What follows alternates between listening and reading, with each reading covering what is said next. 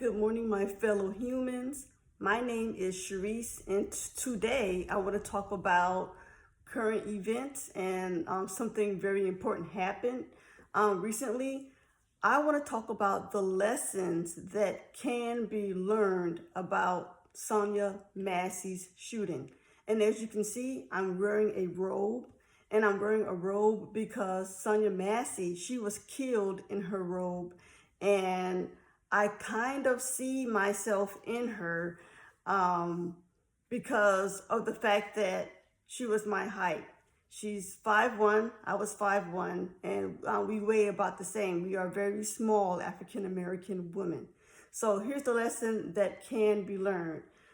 You don't ever have to let the policeman in your house. Never allow the policeman in your house. Once the policeman comes into your house, he's going to think he can dominate your house, and he's going to snoop around and look around and try to find something that he can blame you for. Your house is your safe place. It's your safe heaven.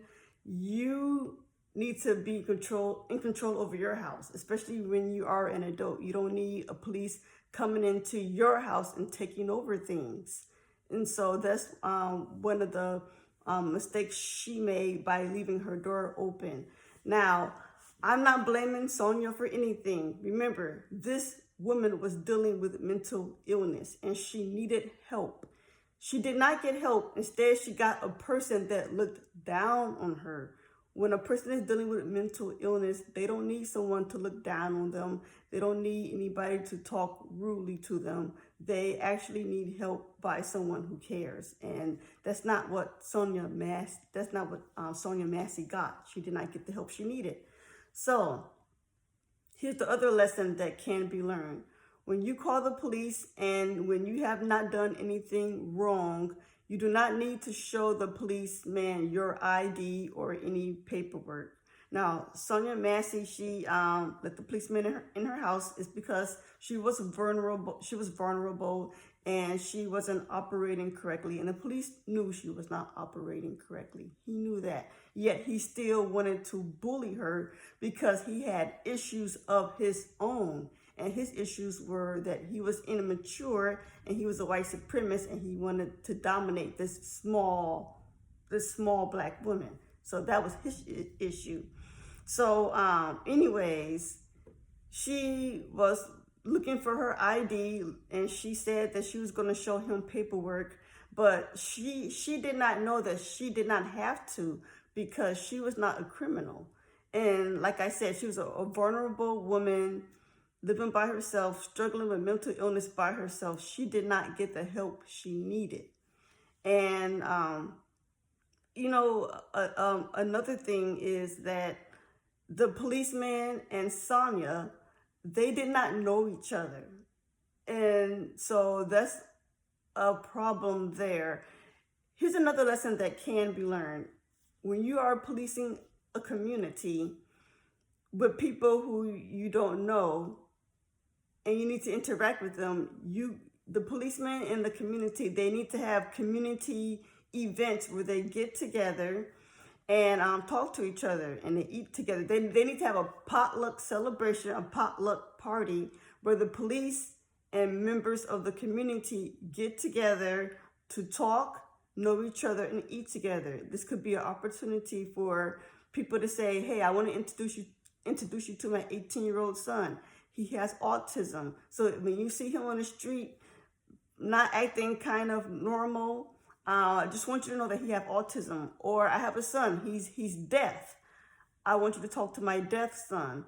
If you try to get his attention and if he doesn't answer you, don't shoot him. He's deaf. I want you to know this is my son, Benjamin. He's deaf. Like these kind of conversations need to happen between community members and the police. The police needs to know who is who. The police needs to know that's the lady who passes out popsicles to the children. That's the man who gives out water to the kids when it's hot outside. That's the lady who likes to tell everybody good morning. That's the old lady who always likes to ask people how are they doing. The policeman needs to know who is who. He needs to know that The policeman needs to know that that's Miss Green. She sits on her front porch and she reads a book. Or that's Mrs. Lewis. She braids people's hair. Or that's Mr.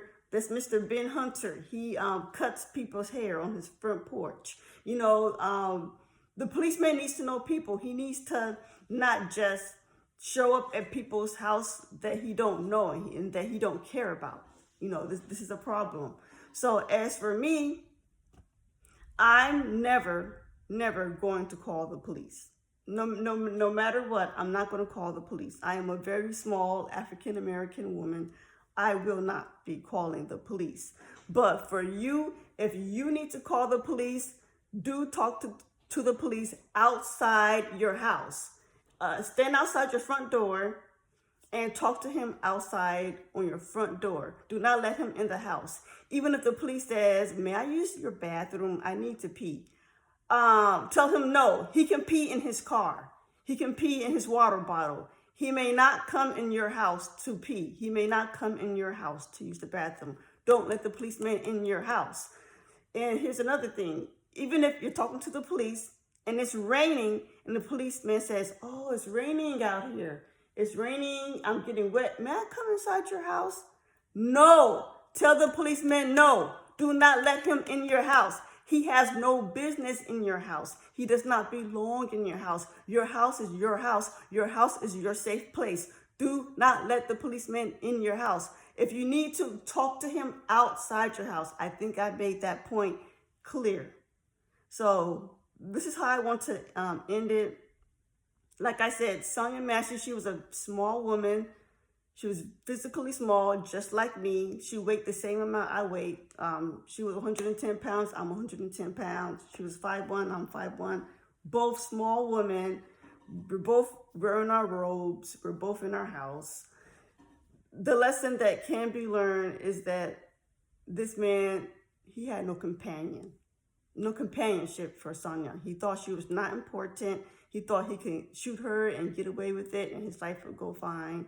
No, Sonya, even though she had mental illness, she was a human. She had a family. She had 2 kids, 1 girl and 1 boy, just like me. She had 2 children. She had a mom and a dad. She had brother and sister. She had aunties and uncles. She had cousins. There was people in the neighborhood that knew her. She was a human. And what this cop, what his shooting did, it just took off a wave of something bigger than what he had imagined. He really messed up, and he knew he did. He said, I'm going to shoot you in your fucking face. He shot a woman in her face. There's going to be an autopsy soon, but he shot her in the face. And he said he was going to shoot her in the face before he shot her in the face. I will not be calling the police. But like I said, if you have to call the police, talk to him outside your door. Do not let him inside your house, because your house is your house, okay? And Sonya Massey, before she was killed, she was looking at the policeman, and I think he was annoyed by the fact that she was looking at him. But I'm seeing things from a very small woman's perspective here. I'm going to go into a small woman's perspective. She had a gigantic 6'3" man in her house. She was probably not used to having a man so huge inside of her house without any other relatives with her. This would have been so different if she had someone who cared about her in her house. She had a huge man, 6'3". He was twice her weight, twice her size in her house, and she's looking at him and she's probably feeling uncomfortable with how huge he is, and she did not know him. And from his point of view, he didn't care about her.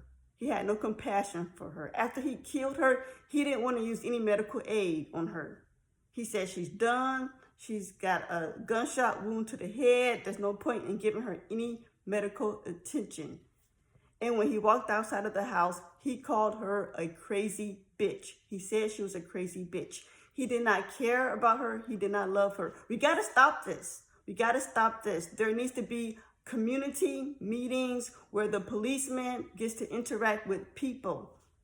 The policeman needs to interact with the people in the community so that he can know them, so that he doesn't treat them like crap. But that's not the only issue. That policeman should have never been a policeman in the first place. He should have never been a policeman in the first place.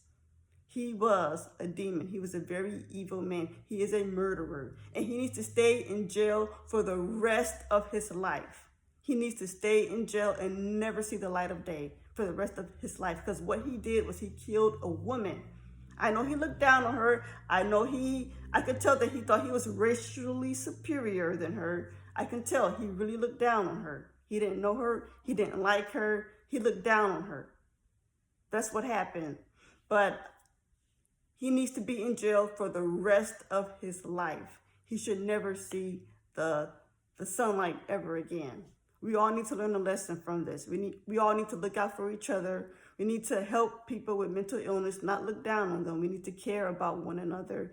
And we cannot hire or allow a police officer who does not care about humanity to have this job, to serve and protect. It's about caring about people. If you don't care about people, don't be a police officer. If you're not a people's person, don't be a police officer. If you're racist, if you have a problem with people with brown skin, do not be a police officer. If you hate Asians, whites, it doesn't matter. If you have a problem with a particular ethnic group, if you don't like Pakistani people, if you don't like those people, do not become a police officer. If you are unfair, do not become a police officer. And also don't hire them. And if a policeman does drunk driving twice, if he has 2 DUIs, that's a sign that he doesn't respect the law.